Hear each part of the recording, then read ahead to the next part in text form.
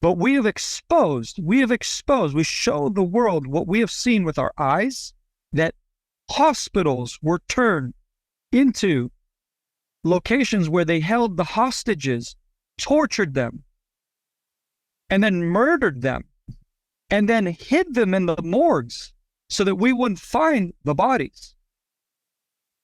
And you're asking me why I target a hospital? Let me ask you a question. How come they have over 20 hospitals in Gaza? Did you ever ask yourself that question?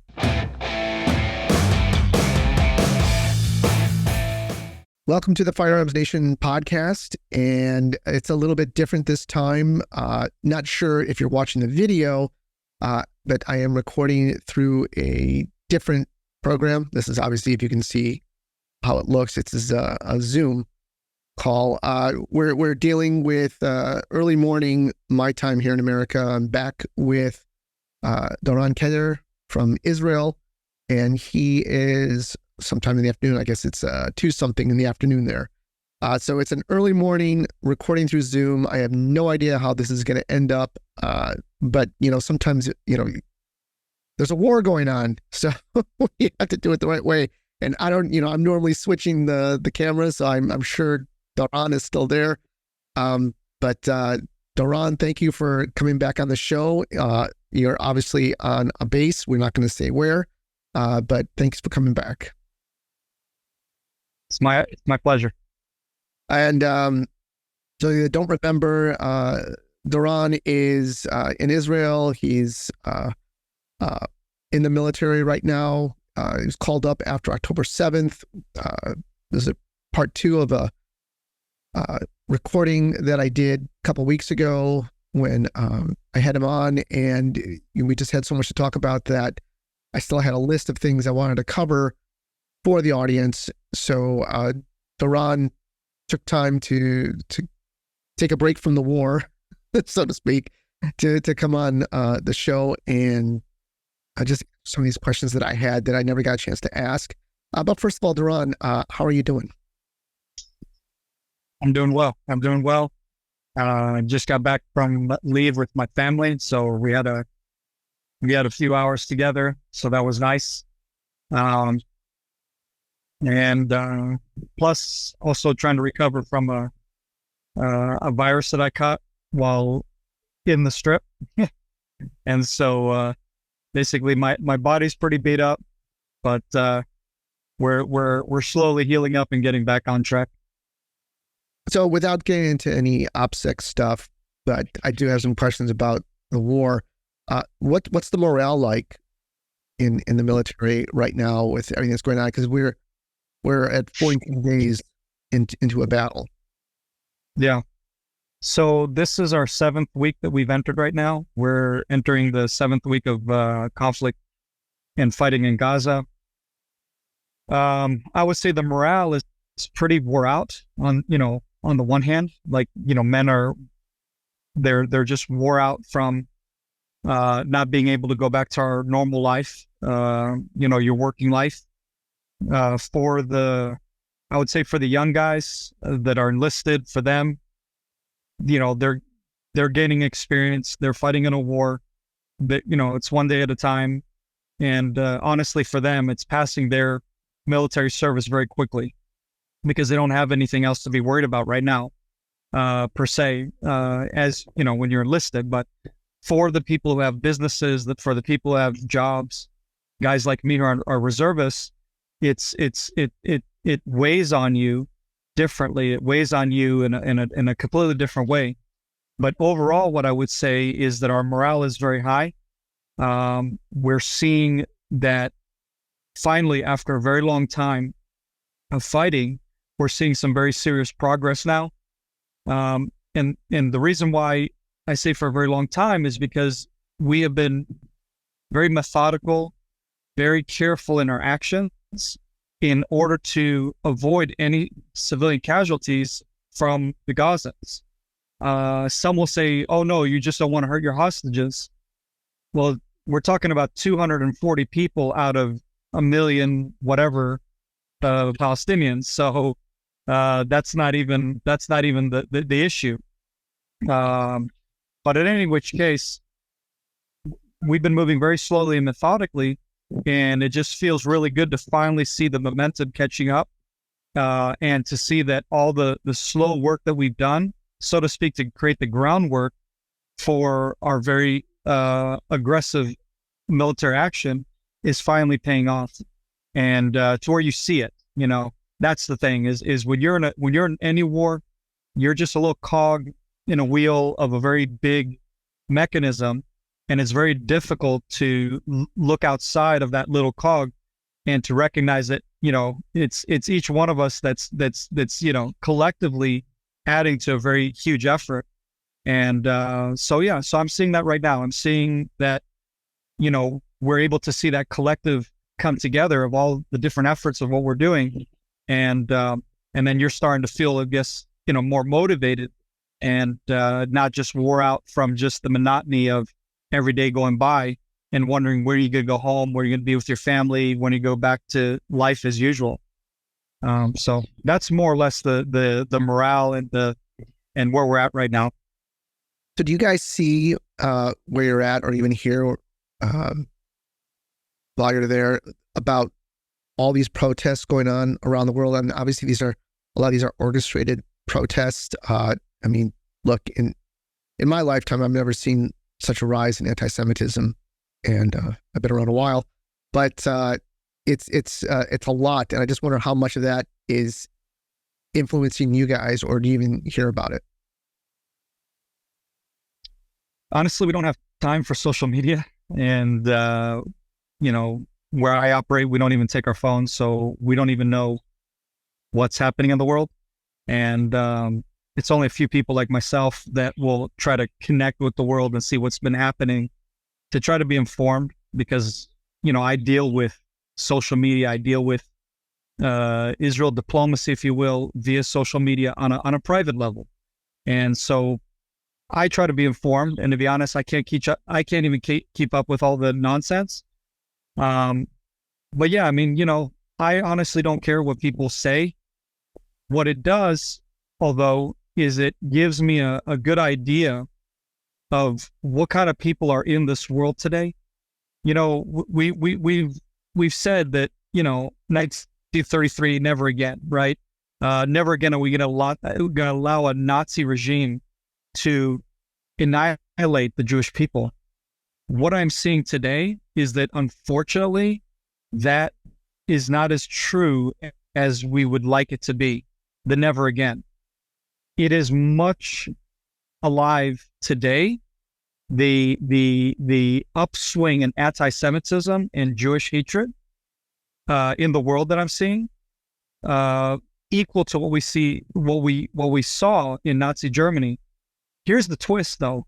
You have social media, you have internet, you can exchange ideas globally. And with all of what we have at our fingertips, people still choose to either be ignorant or they choose the side of evil.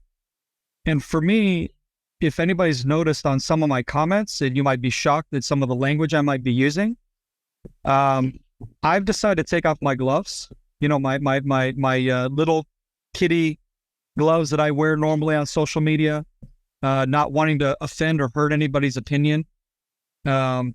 Because I'm a very aggressive warrior at heart. And so if you're engaging with me on social media, I'm going to be very nice to you, because I know people are just fragile in our culture. People are very fragile. And so I actually consider you, believe it or not, and your very fragile emotions and how you would take what I say. But when I see people making continuous remarks against me and my men, that we are child killers, and how do you sleep at night? How do you hug your children and tell them that you're winning in war? Yada, yada, yada, yada comments, and very, very sick comments. And so what I've decided is to go on the offense and say, okay, you guys want to, you want to go on asking me that question? How do I sleep at night? Very simply, I sleep at night very well, because I know that I'm eliminating demons, not even human, not even animal, demons that have crossed over into my country and have created the worst assault against Jews since the Holocaust. The attempted genocide of my people. And so if that bothers you, that we are killing little kids, women and children in the process from the Palestinian side, which is, by the way, not true, but let's just say we're true. You know, people forget what happened during World War II and any global war. People die on both sides. War is hell.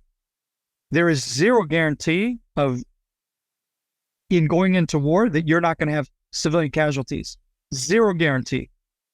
The only difference is that my country goes over and beyond. We bend over backwards to avoid civilian casualties. Right now, we're over 360 soldiers who have died in battle, in war, okay, to fight this evil. My men, my people.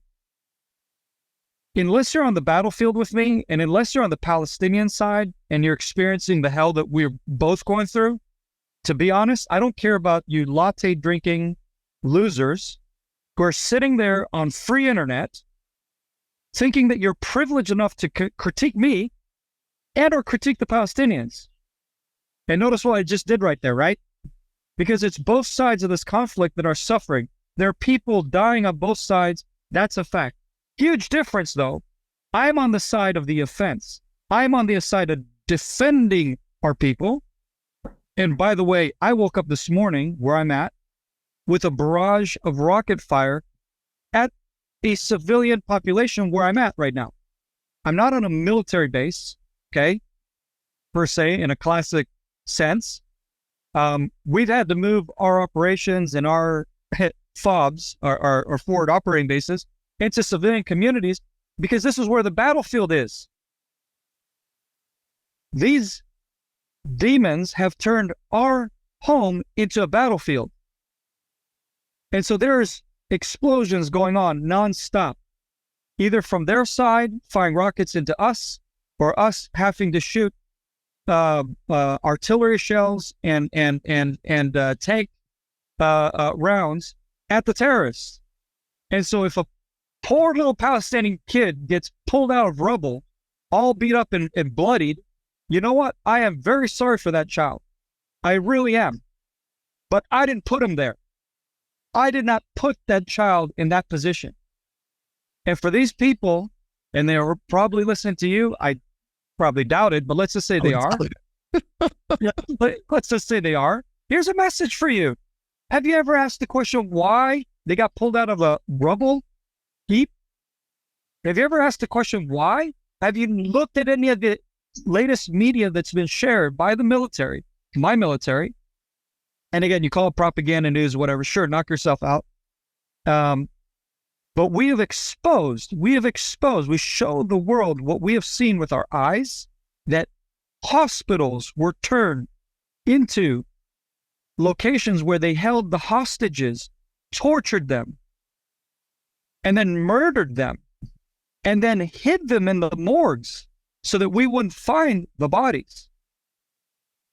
And you're asking me why I target a hospital?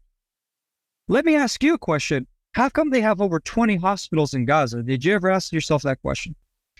And then you're wondering, well, what does that have to do with anything? Well, here, let me give you some context then. In Jerusalem, where I live, we have 4 major hospitals. Okay? Many little clinics, but 4 major hospitals.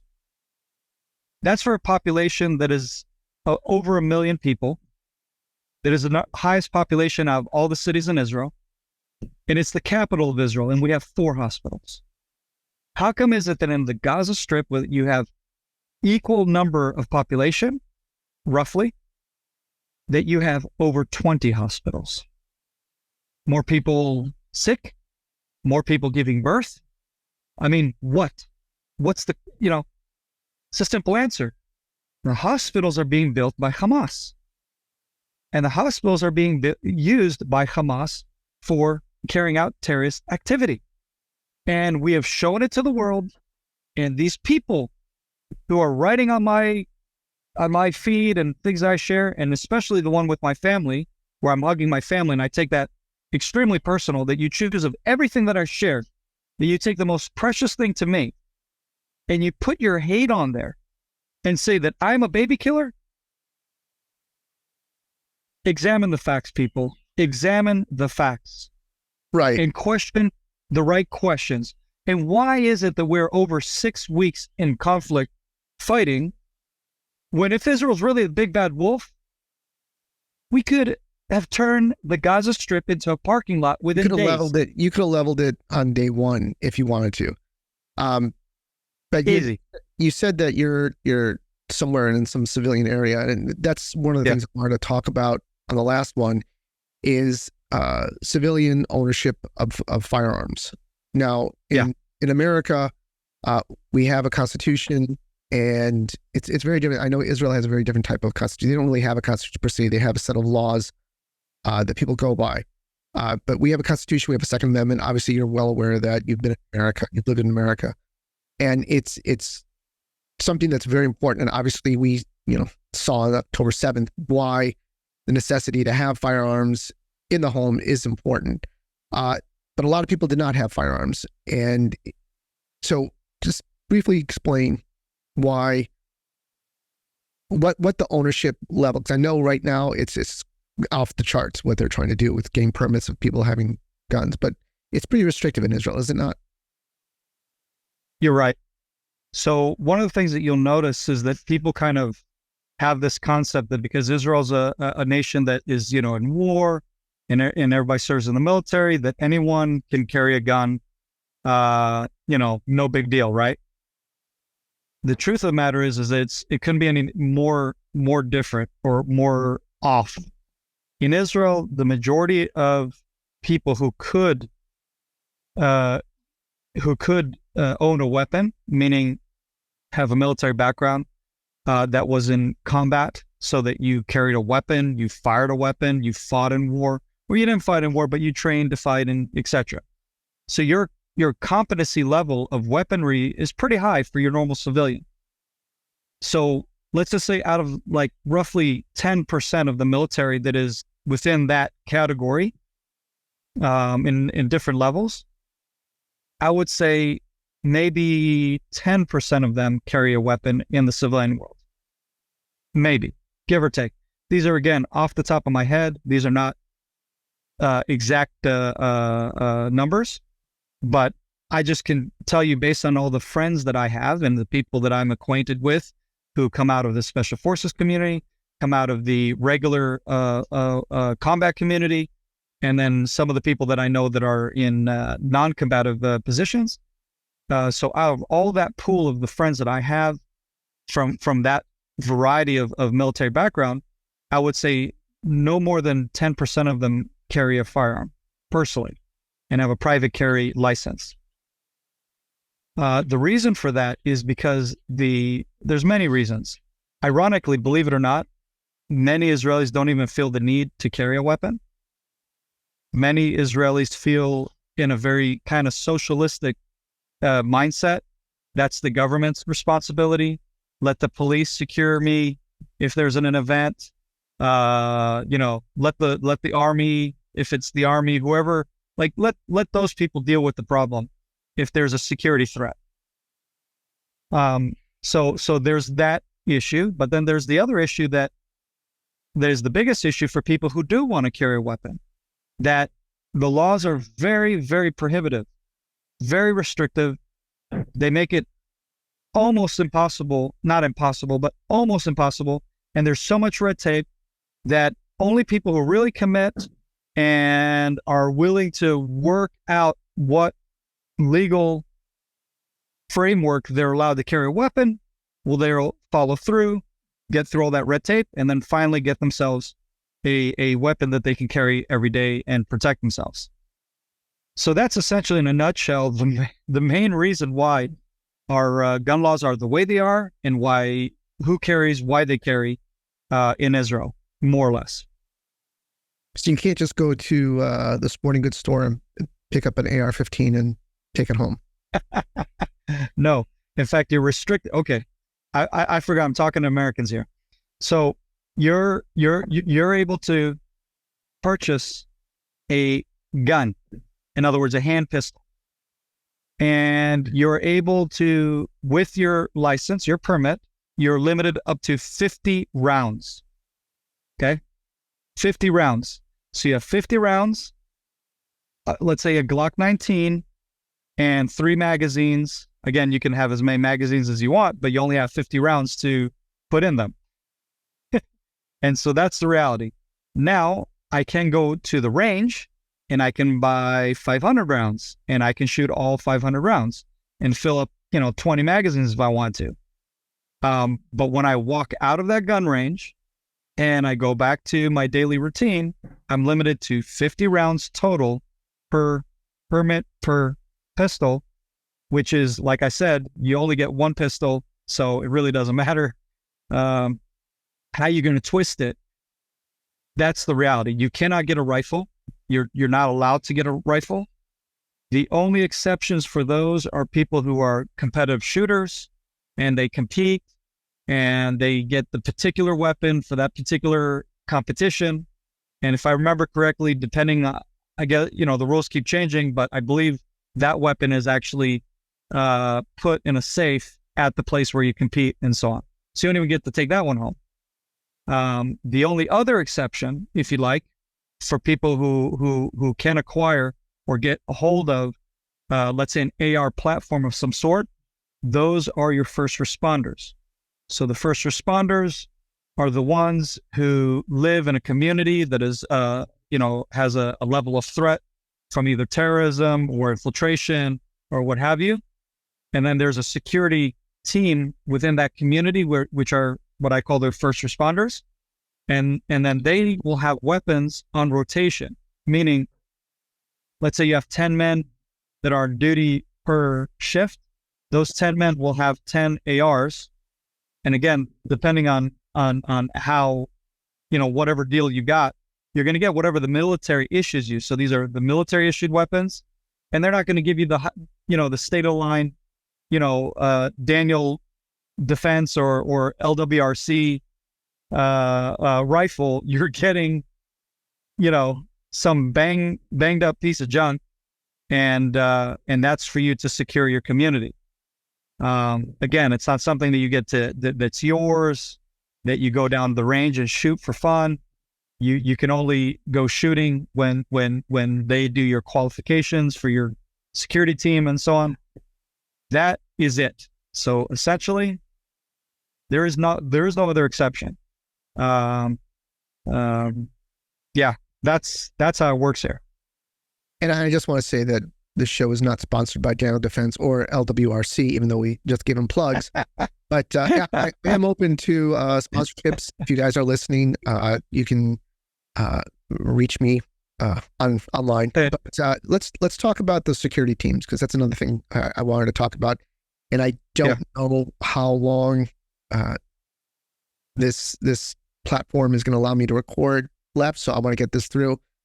So the security teams, it seemed like some of the cities, some of the kibbutzes did better if they had a security team.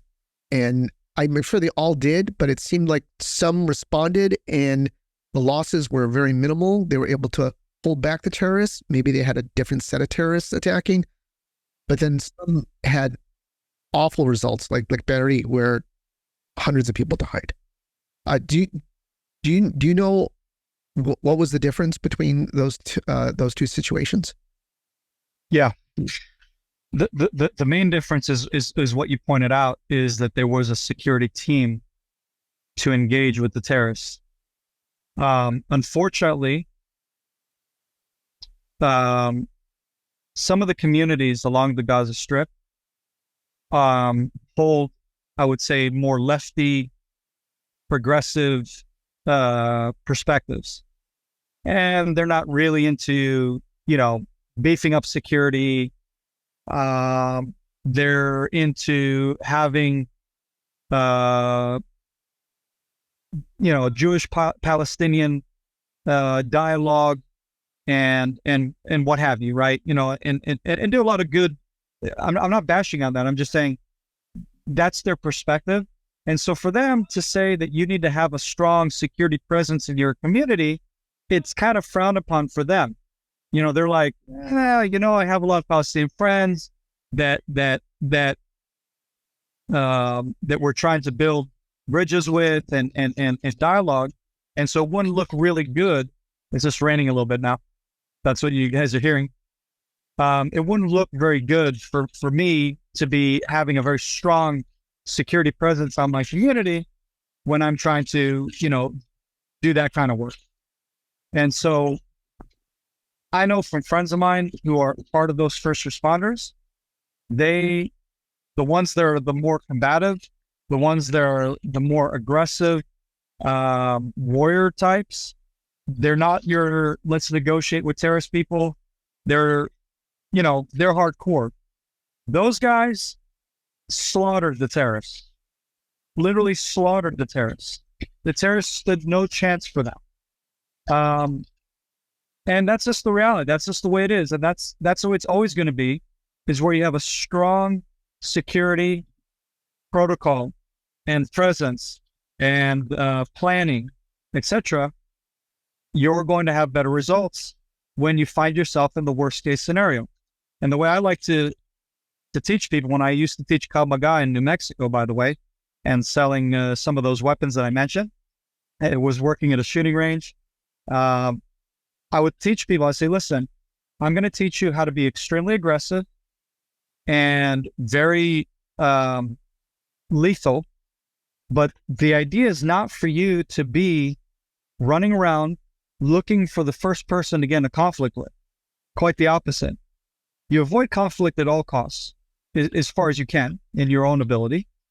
But the idea is you prepare for war, you live for peace.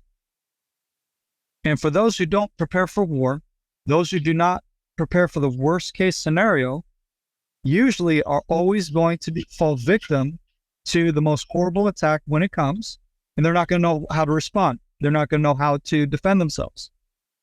And that's just the reality. That's the way it is.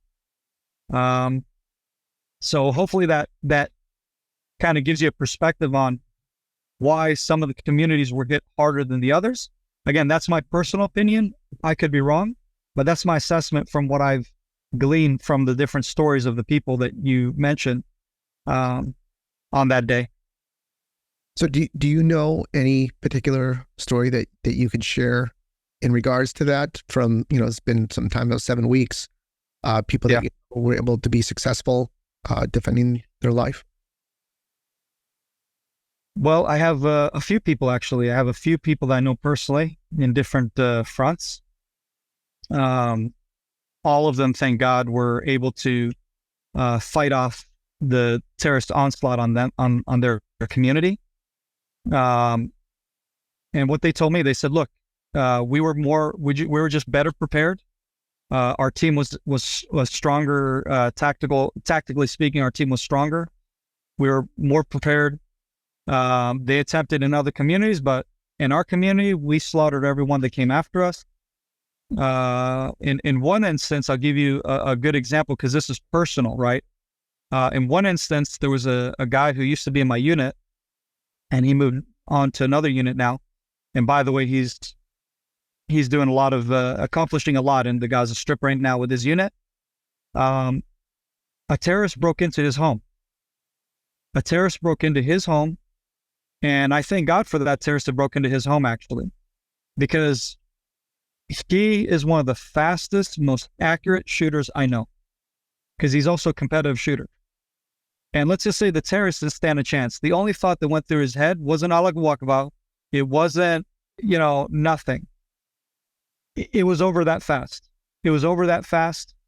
And that's what I wish over any thug that wants to harm innocent people, is to run into a person like myself and like my good friend, who live our whole lives training, preparing for that very moment, so that when I'm caught with my pants down, so to speak, I'm not like, oh, what do I do? I shot 50 rounds once in my life, like most people that have guns.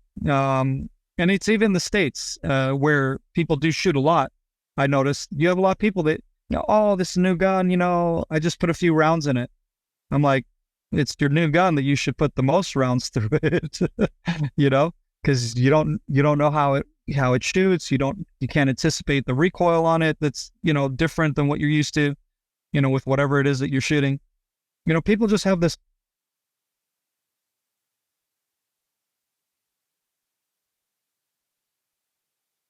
Have a NIV, or you have a tool. I mean, it's the same with a tool. If you don't use it, you don't train with it, then what's the point of having that tool? You obviously don't need it, right? So yeah, I mean, if you're a technical engineer and you got all these cool tools and they're just sitting in your, in your toolbox, and you never pull them out, you never even, practice with it at home, don't expect to know what to do with it when you have to face a real scenario and be like, oh, gee, I wish I had a tool for that. Yeah, you do. It's in your toolbox. You just forgot about it. So I think that Zoom is going to end this recording pretty soon. So let me just say this and wrap up. So you, again, from the first episode, from this episode, you have a charity that gets donations, that brings the stuff directly to the troops. The majority of it's going to, and it's important stuff. Like you said, it's air mattresses for guys who, they're on reserves. They're in their 40s and 50s. They're back, but now they got to sleep on the ground, and they're going to have issues in combat if they can't sleep right. Boots and vests and other equipment. So I'll link the Cry for Zion charity. I'll link that in this show. I know if you follow Doron on his Facebook page, his Instagram, probably his Facebook too, you have a link for that as well. But is there anything quickly before we get disconnected? Is there anything quickly you want to add to share with the audience before we part our ways? The simple thing I want to say is, based on our topic, if you are seriously considering defending yourself and your family and those around you and your immediate surrounding, in the worst case scenario, don't wait for tomorrow. Go get a weapon if you can. Go get training so that when the worst day happens in your life, you can be prepared and you will know what to do. And you won't think you'll know what to do, but you will act instinctively beyond what you thought you could do. And most likely you can be that person that prevents another horrible active shooter in your community. In my case, it's terrorists. Usually we don't have active shooters, thank God, but we do have terrorists. And you could be that person that is the difference between life and death. And that only way that you can be that person is you get the tool and you train with it as best as you can.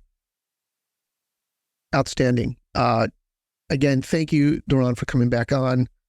I know we had some interesting connections this morning or your afternoon, but I'm glad we were able to figure it all out and be able to bring this episode out, especially around our holiday. I know you guys don't celebrate Thanksgiving in Israel, but this is Thanksgiving week here in the United States. And listen, I know the media likes to sensationalize stuff. And I know you said that you guys aren't really watching that much, but the majority of people that I know are very supportive.